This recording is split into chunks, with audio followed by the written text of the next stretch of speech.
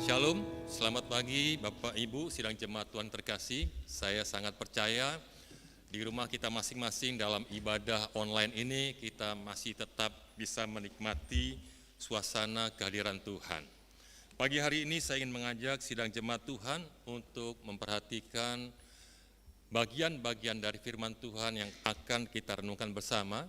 Saya akan ambil dari Lukas pasal 8 ayat 22 sampai 25. Nanti tema yang akan saya berikan adalah menjadi anak-anak Tuhan dengan sikap dan iman yang solid ketika kita menghadapi situasi-situasi yang sulit. Firman Tuhan dari Lukas pasal 8 ayat 22 sampai 25 mengatakan, pada suatu hari Yesus naik ke dalam perahu bersama-sama dengan murid-muridnya.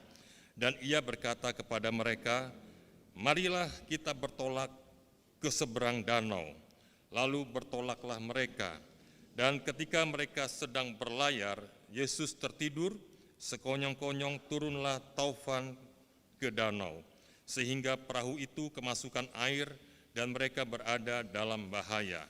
Maka datanglah murid-muridnya membangunkan dia, katanya, Guru, Guru, kita binasa.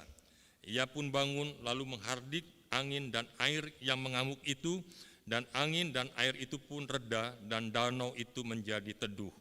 Lalu katanya kepada mereka, di manakah kepercayaanmu? Maka takutlah mereka dan heran, lalu berkata seorang kepada yang lain, siapa gerangan orang ini sehingga ia memberi perintah kepada angin dan air dan mereka taat kepadanya. Bapak, Ibu, sidang jemaat Tuhan yang terkasih, dari ayat-ayat yang kita baca tadi, untuk memahami bagaimana kita sebagai orang Kristen bisa memiliki sikap dan iman yang solid ketika kita harus berhadapan dengan situasi-situasi yang sulit, maka ada beberapa hal yang perlu kita pertimbangkan dari ayat-ayat ini. Yang pertama, kita harus memahami bahwa keadaan atau penyebab yang membuat situasi yang sulit dalam kehidupan kita itu bisa datang secara tiba-tiba dan tidak terduga. Dan hal ini kita bisa lihat dari pengalaman murid-murid ketika mereka berada di danau, ketika mereka bersama dengan Tuhan sedang menuju ke seberang. Firman Tuhan mengatakan lalu datanglah topan melanda danau tersebut dan akhirnya kita melihat perahu itu kemasukan air dan mereka dalam bahaya. Kalau kita perhatikan di dalam ayat 23, kita melihat ada kata sekonyong-konyong. Artinya apa? Keadaan yang mereka hadapi yang disebabkan oleh angin topan itu datangnya tidak bisa mereka prediksi sebelumnya. Hal ini menyebabkan kita perlu membuat sebuah kesimpulan bahwa dalam kehidupan ini akan ada situasi-situasi yang sulit, situasi-situasi yang tidak mudah, yang memang disebabkan oleh keadaan tertentu yang datangnya bisa tidak kita pertimbangkan atau perhitungkan sebelumnya. Artinya sebagai manusia, kita perlu memahami ada keterbatasan, ada kerapuhan dalam kehidupan kita untuk memahami hal-hal yang sifatnya bisa membahayakan dan itu akan terjadi tanpa sepengetahuan kita. Kalau kita melihat dari apa yang dialami oleh para murid, mereka mengatakan secara jujur ada hal yang memungkinkan mereka akan binasa. Artinya keadaan mereka sudah begitu dalam keadaan bahaya. Seandainya dalam cerita ini tidak ada Yesus bersama dengan mereka, tentu ceritanya akan berbeda. Dan berbicara tentang keadaan-keadaan yang membuat situasi sangat sulit bahkan membahayakan, kita teringat akan Mazmur 103 ayat 15 sampai 16 yang mengatakan, adapun manusia hari-harinya seperti rumput, seperti bunga di padang, demikianlah ia berbunga apabila angin melintasinya, maka tidak ada lagi ia.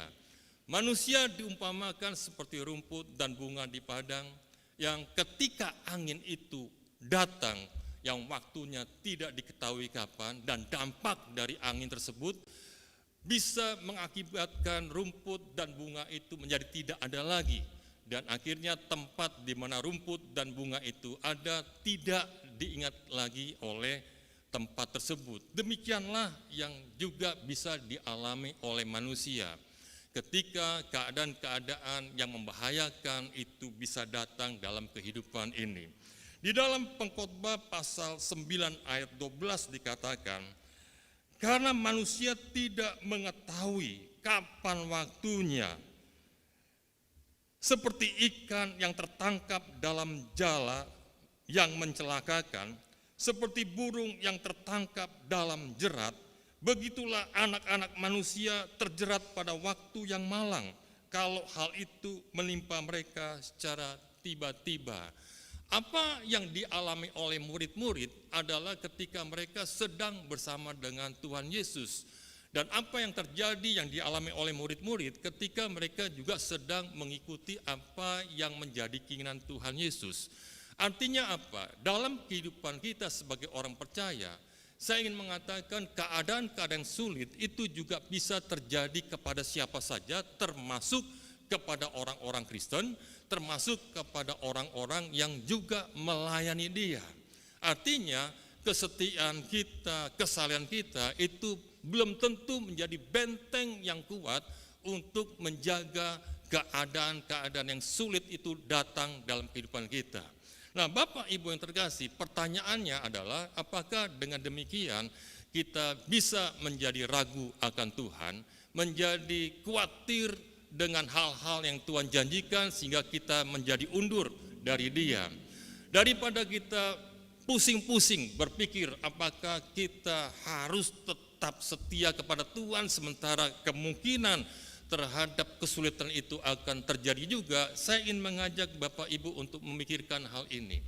Sebenarnya berbicara tentang kesulitan hidup, berbicara tentang masa-masa yang tidak mudah, berbicara tentang hal-hal atau keadaan-keadaan yang menyulitkan dalam kehidupan ini adalah sebuah situasi yang bukan baru bagi manusia. Keadaan yang sulit, situasi yang tidak mudah itu adalah hal yang biasa bagi siapapun manusia. Firman Tuhan berkata di dalam Pengkhotbah pasal 1 ayat 9, tidak ada yang baru di bawah matahari ini. Betul? Kalau apa yang sudah ada itu akan ada lagi. Kalau apa yang sudah dibuat akan bisa dibuat lagi. Berbicara tentang kesulitan yang kita hadapi pada saat ini, berbicara tentang keadaan yang tidak baik yang kita sedang alami saat ini atau mungkin akan kita alami di saat yang akan mendatang, hal itu bukan adalah sesuatu yang baru. Dalam satu atau dua cara, pasti sesuatu yang kita alami pada saat ini atau yang akan kita alami itu sudah pernah terjadi di saat-saat yang sebelumnya pada waktu yang berbeda dengan kita ini. Artinya apa? Apa yang kita alami, taruhlah kita sedang mengalami adanya penyebaran pandemi COVID-19 ini, dan kita mungkin mengalami kebingungan, kekagetan, ketakutan, kekhawatiran. Sebenarnya kalau kita melihat hal seperti ini juga pernah terjadi di dunia. Pada tahun 1918 berawal di Spanyol, kita kenal adanya flu yang disebut dengan flu Spanyol, yang akhirnya kita bisa melihat dari informasi yang mengakibatkan korban jiwanya itu lebih banyak dari korban jiwa dari Perang Dunia yang pertama. Artinya kehidupan kesulitan yang kita alami pada saat ini itu bukan sesuatu yang baru. Kalau bagi kita itu merupakan tantangan yang baru, tetapi bagi manusia pada umumnya itu bukan tantangan yang baru. Bagi kita mungkin itu pengalaman pertama, tetapi dalam sejarah umat manusia itu bukan kategori pengalaman pertama. Jadi berbicara tentang kesulitan di masa-masa yang sulit, saya ingin menolong jemaat Tuhan, ingin mengingatkan agar kita tidak perlu menjadi dihancurkan dengan masa-masa yang sulit. Kita tidak perlu harus menjadi kecewa dengan Tuhan, kita tidak perlu harus menjadi undur dari Dia, kita tidak perlu meragukan firman-Nya. Karena keadaan yang sulit itu adalah sesuatu yang biasa yang dialami oleh umat manusia. Yang berikut yang saya ingin katakan pada pagi hari ini supaya kita bisa memiliki sikap dan iman yang solid ketika kita berhadapan dengan situasi yang sulit adalah kita harus menyadari bahwa keadaan yang sulit itu memang mengganggu. Bahkan dalam tahap yang membahayakan itu bisa membuat kekhawatiran atau ketakutan.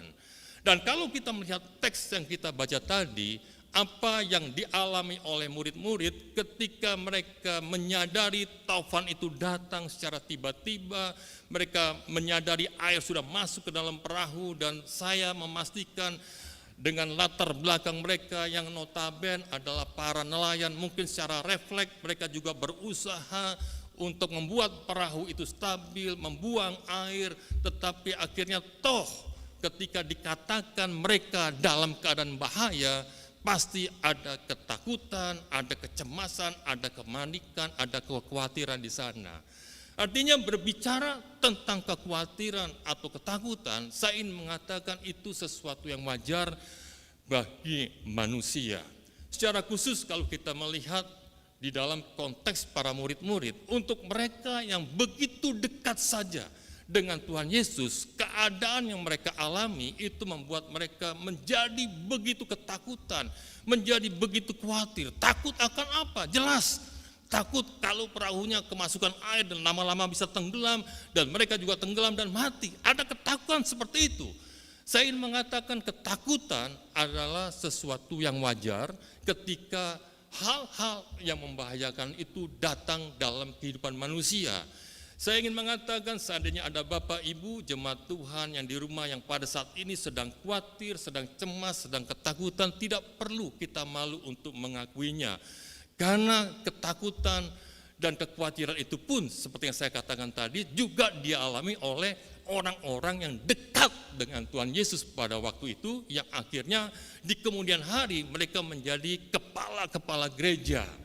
Nah, Bapak Ibu yang saya kasih, saya ingin mengatakan begini, begitu ketakutan itu melanda, kekhawatiran itu melanda, memang harus kita upayakan untuk kita manage.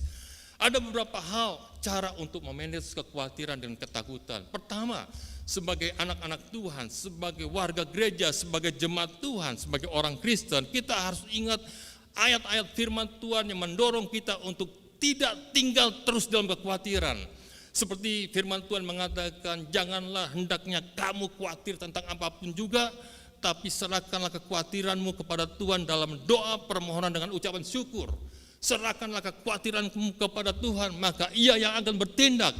Bahkan Tuhan Yesus sendiri berkata kepada kita untuk tidak khawatir akan apa yang kita makan, akan apa yang akan kita minum, akan apa yang akan kita pakai. Tuhan Yesus juga menginginkan kepada kita untuk tidak khawatir akan hari esok, karena hari esok mempunyai kesulitannya sendiri. Amin. Nah, Bapak Ibu yang terkasih, di samping ayat-ayat firman Tuhan tersebut, sebaiknya kita juga perlu mengelola pikiran kita dengan bijak ketika kita sedang mengalami kekhawatiran. Seperti begini, bukankah bumi yang kita pijak hari ini adalah bumi yang kita pijak juga hari kemarin? Bukankah udara yang kita hirup di hari-hari yang lalu adalah udara yang juga kita hirup pada masa kini? Dan berbicara tentang hal tersebut, maka kita akan tertolong untuk bisa menata dengan baik ketika kita berinteraksi dengan tantangan-tantangan yang datang di dalam masa-masa yang sulit. Betul ada tantangan, tetapi seorang pernah berkata, tantangan yang besar itu justru membuat jalan kepada kebesaran. Dan mengingat tantangan yang begitu besar di dunia begitu luar biasa pada saat ini, maka saya ingin mengatakan kepada seluruh jemaat Tuhan bahwa kesempatan untuk sampai kepada kebesaran itu terbuka peluang pada saat ini ketika kita sedang menghadapi tantangan-tantangan yang besar.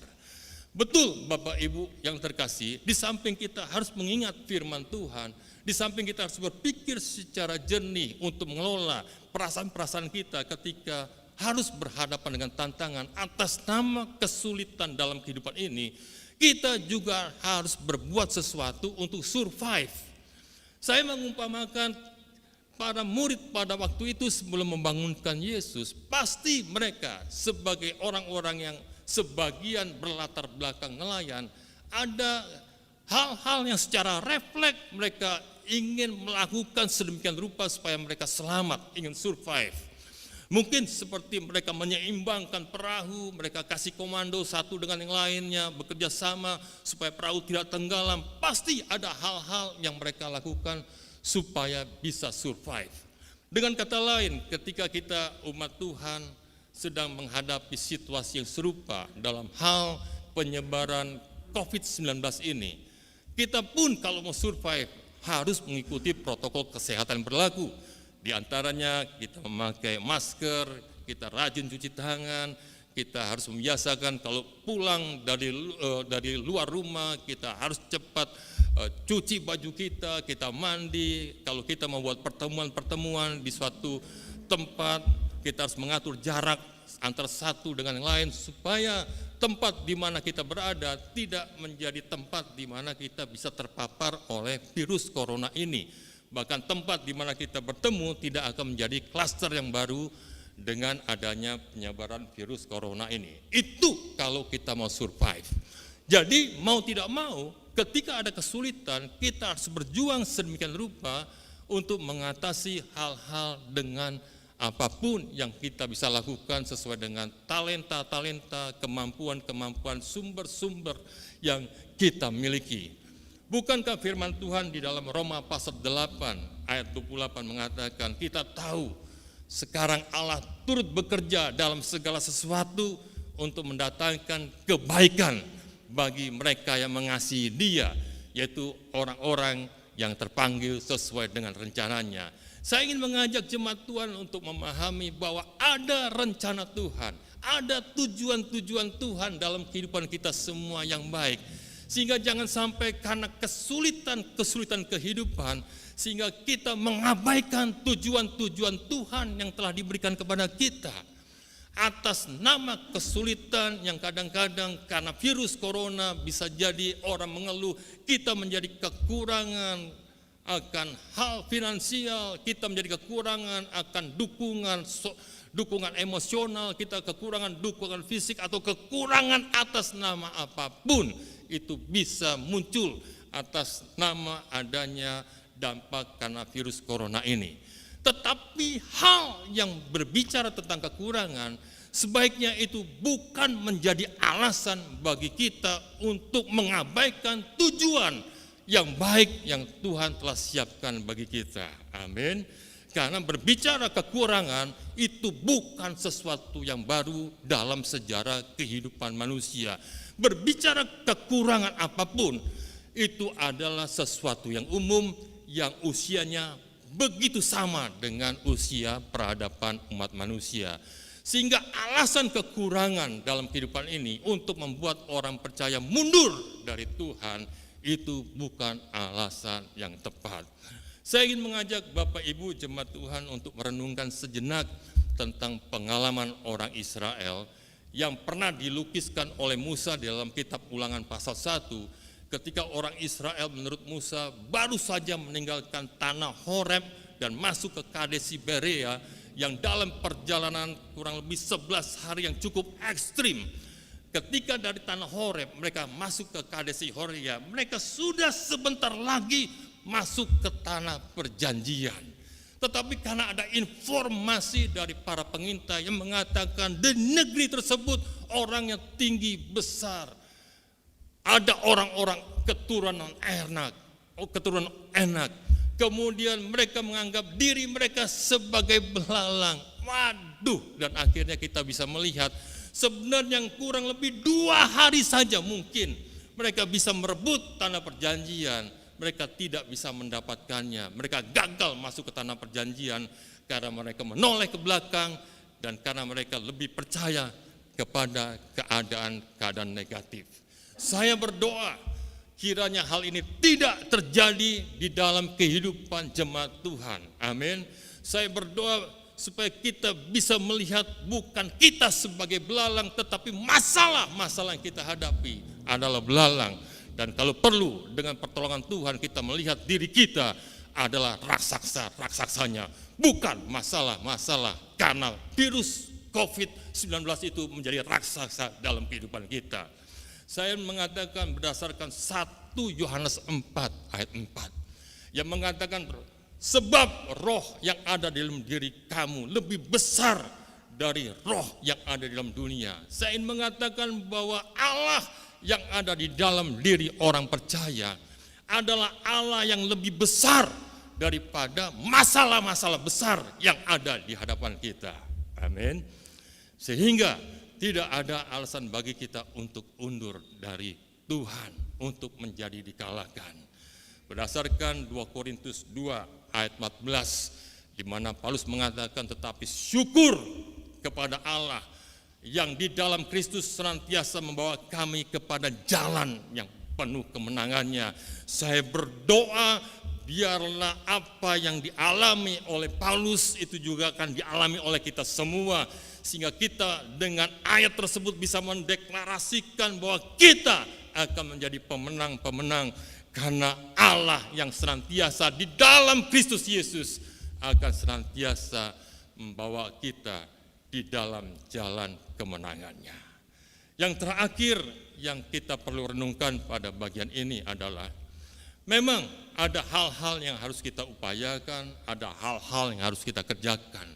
Tetapi untuk menjadi bisa memiliki sikap yang benar, sikap yang solid dengan iman dan kepercayaan solid ketika diperhadapkan dengan situasi yang sulit, maka kita harus memiliki kepercayaan yang teguh untuk bergantung kepada Dia senantiasa.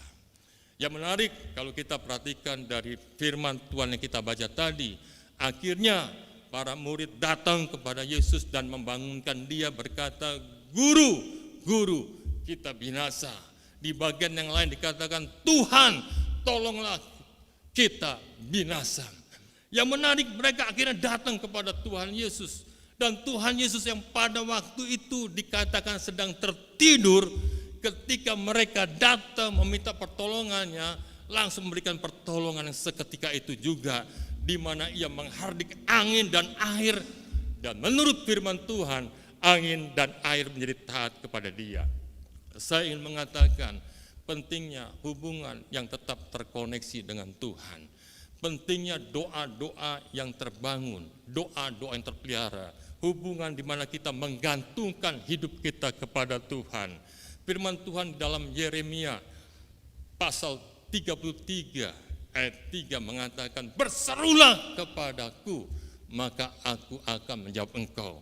Bukankah Tuhan Yesus juga sudah berkata kepada kita di dalam Matius pasal 7 ayat 7 sampai 8, "Mintalah, maka akan diberikan kepadamu. Carilah, maka kamu akan mendapat. Ketoklah, maka pintu akan dibuka. Sebab mereka yang meminta akan diberi, mereka yang mencari akan mendapat, mereka yang mengetuk baginya pintu akan dibuka." Artinya dalam kondisi apapun, bergantunglah kepada Tuhan, berdoalah. Kita perlu berdoa kepada Tuhan dengan sepenuh hati seperti yang Tuhan Yesus ajarkan. Ada orang yang mengatakan, "Saya sudah berdoa, tapi tidak mendapatkan apa-apa. Jadi saya tidak mau berdoa lagi." Ketika pertanyaan itu disampaikan, maka dengan sederhana saya mengatakan kepada orang tersebut, "Oke, kalau kamu sudah berdoa, kamu mengatakan kamu tidak dapat apa-apa. Nah sekarang kalau kamu tidak berdoa, bagaimana kamu akan mendapatkan apa-apa?" Jadi tetaplah berdoa. Karena firman Tuhan mengatakan kalau kita berdoa, maka Tuhan akan mendengar, bahkan menjawab doa-doa kita. Amin. Bapak Ibu yang terkasih, akhirnya diperlukan suatu sikap yang begitu luar biasa untuk bergantung kepada Tuhan. Tetapi diperlukan iman percaya kepada Tuhan juga. Di mana akhirnya kita melihat Yesus akhirnya menegur murid-murid dengan mengatakan, "Di manakah kepercayaanmu?" Saya ingin mengatakan Bapak Ibu yang terkasih, sebenarnya ketika Yesus tertidur, bukan berarti kemahakuasaannya tertidur, bukan berarti kemahatauannya tertidur. Seharusnya ketika Yesus berkata, "Di manakah kepercayaanmu?" itu merupakan ajaran bagi mereka. Kalau engkau tahu siapa diriku yang bersama dengan kalian pada saat ini, kalian pasti akan aman karena aku ada bersama dengan engkau. Hal ketidurannya Yesus itu bukan berarti kuasa Yesus tertidur. Hal Yesus tertidur itu bukan berarti bahwa kemahatauan Yesus itu tertidur. Paling tidak, Yesus tahu bahwa murid-murid pada waktu itu sedang ketakutan, tetapi juga sedang mengalami kekurangan kepercayaan karena hal-hal eksternal. Yang bisa kita pelajari pada pagi hari ini, jemaat Tuhan, bisa saja hal-hal eksternal yang terjadi di luar diri kita itu mempengaruhi hal internal di dalam diri kita yang terkait dengan iman percaya kita kepada Tuhan. Berbicara tentang iman, maka mungkin kita bisa belajar dari salah satu tokoh yang ada di Alkitab, yaitu Bapak Abraham. Kita tahu bahwa Bapak Abraham dipanggil dari tanah Ur dan kemudian mengikuti apa yang keinginan Tuhan. Tetapi banyak hal yang Abraham alami. Saya ingin mengajak kita untuk merenungkan dari satu firman Tuhan di dalam Roma pasal 4 ayat 18 sampai 21 yang mengatakan tentang Abraham, sebab sekalipun tidak ada dasar untuk berharap, namun Abraham berharap juga dan percaya bahwa ia akan menjadi bapa bagi banyak bangsa menurut yang telah difirmankan. Demikianlah banyaknya nanti keturunanmu. Perhatikan ayat 19 dan seterusnya. Imannya tidak menjadi lemah, walaupun ia mengetahui bahwa tubuhnya sudah sangat lemah, karena usianya telah kira-kira 100 tahun, dan bahwa rahim Sarah sudah tertutup. Tetapi terhadap janji-janji Allah, ia tidak bimbang karena ketidakpercayaan, malah ia diperkuat dalam imannya dan ia memuliakan Allah dengan penuh keyakinan bahwa Allah berkuasa untuk melaksanakan apa yang telah ia janjikan. Dalam para frase yang saya ingin buat, Abraham mengabaikan keadaan, tetapi Abraham hanya berpegang teguh pada apa yang dijanjikan Allah kepada dia. Abraham hanya mengetahui bahwa Allah mampu memenuhi janji-janjinya. Abraham mempercayai Allah. Abraham memperkatakan firman Allah dan akhirnya mengalahkan masa-masa sulitnya. Bapak Ibu yang terkasih, ketiga hal ini perlu kita renungkan. Keadaan sulit memang bisa datang dan penyebabnya bisa bervariasi, tetapi datangnya tiba-tiba. Tetapi meskipun demikian, kita tetap diminta untuk tidak tawar hati, kita tetap untuk percaya kepada Tuhan. Kita memiliki sikap yang tepat dalam mengelola kekhawatiran, ketakutan, dan kita tetap harus melihat bergantung kepada Tuhan. Di dalam Mazmur 121 ayat 4 sampai 5 dikatakan, sesungguhnya tidak terlelap, tidak tertidur penjaga Israel. Tuhanlah penjagamu, Tuhanlah naunganmu di sebelah tangan kananmu. Tuhan memberkati kita semua.